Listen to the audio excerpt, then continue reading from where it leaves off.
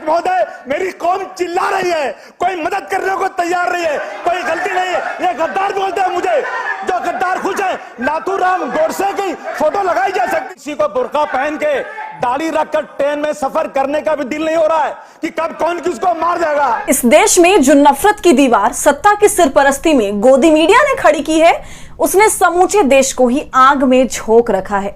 और आग भी ऐसी कि जो बुझाए नहीं बुझ रही, एक जगह काबू में आती नहीं कि दूसरी जगह चिंगारियां उठने लगती हैं। पिछले दिनों मणिपुर से लेकर हरियाणा तक जो कोहराम आपने देखा, वो पूरी तरह से गोदी मीडिया प्रायोजित था। और इसी पर जब बात करने की बारी सपा नेता अबू आसिम आजमी की आई, तो उन्होंने कटघरे में भले सरकार को खड़ा किया, लेकिन इशारा उनका उस मीडिया पर भी पूरा था जो इस देश में दिन रात नफरत की कालाबाजारी करने में जुटी हुई है। नमस्कार, आदाब, आप देख रहे खबर अड्डा और मैं हूं आपके साथ सुम्बुलीरम। मुसलमानों की आवाज कुचलने, उन्हें दहशतगर्द साबित करने और अपने ही देश में दोयम दर्जे के नागरिक दिखाने की जो कोशिश हो रही है, उस पर बात करते हुए समाजवादी पार्टी के नेता ने महाराष्ट्र की विधानसभा से सत्ता पक्ष और उसके हाथ में कठपुतली बनी बैठी गोदी मीडिया को अपने भाषण से नंगा कर दिया।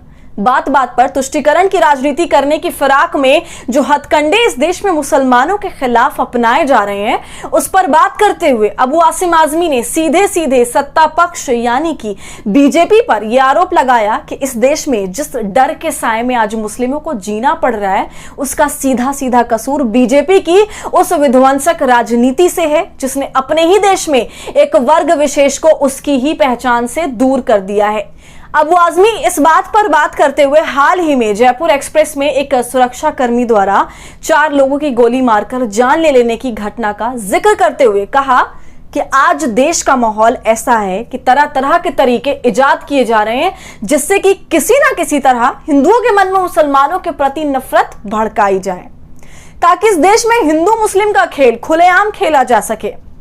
अबू आजमी ने आगे कहा कि आज के हालात ऐसे हैं कि मुस्लिमों के मन में अब ये डर है कि अगर वे दाढ़ी या बुर्का पहनकर बाहर निकलते हैं तो शायद उन्हें मार दिया जाए। उन्होंने आगे कहा कि औरंगजेब की बात करने भर से ही पुलिस गिरफ्तार कर लेती है, मुकदमे हो जाते हैं, लेकिन खुलेआम नाथूराम के उपासक जब धमकी और चुनौती देते हैं तब भी उनके खिलाफ कोई कार्रवाई नहीं होती है। ये पक्षपात और नफरत को बढ़ावा देना नहीं तो और क्या है, सुनिए। कुछ मुस्लिम लड़कों ने स्टेटस लगाया औरंगजेब रहमतुल्लाह अलैह, ठीक है, आपने उस पर केस किया।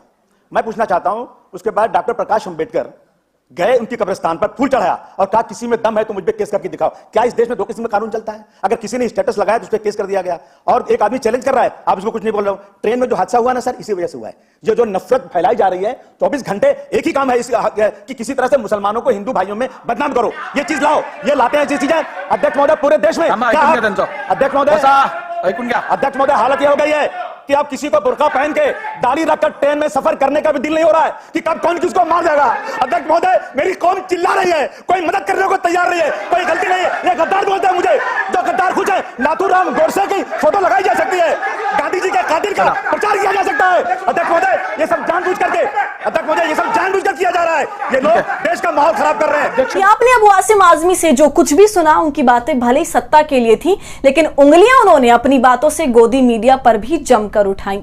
जब अबू आसिम ये कहते हैं कि इस देश में दिन रात बंटवारे की बात चलाई जा रही है, तो इन लफ्जों की जद में गोदी मीडिया अपने आप ही आ जाती है।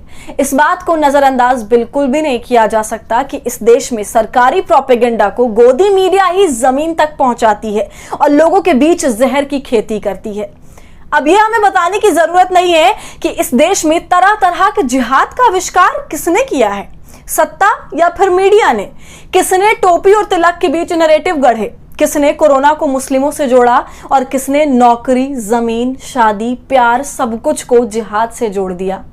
हमें यह कहने की जरूरत नहीं कि इन सब की जड़ में गोदी मीडिया ही है। ट्रेन में भले ही 4 लोगों की जान लेने वाला आतंकी है, लेकिन आम आदमी आतंकी बनाने में जिसने सबसे बड़ा रोल अदा किया वो मीडिया है। जिसने एक बड़े वर्ग को दाढ़ी और टोपी के खिलाफ खड़ा कर दिया वो यही मीडिया है। तो अबू आसिम की बातों पर क्या है आपकी राय? हमसे कमेंट सेक्शन में जरूर साझा कीजिए। और हमारे फ्री जर्नलिज्म को आपके सपोर्ट की जरूरत है, वो तभी होगा जब आप जितना ज्यादा थैंक्स बटन का इस्तेमाल करेंगे और इससे हमारी हौसला अफजाई करेंगे। साथ ही अगर अब तक आपने हमारे चैनल खबर अड्डा को यूट्यूब पर सब्सक्राइब नहीं किया है तो इसे अभी कर लीजिए।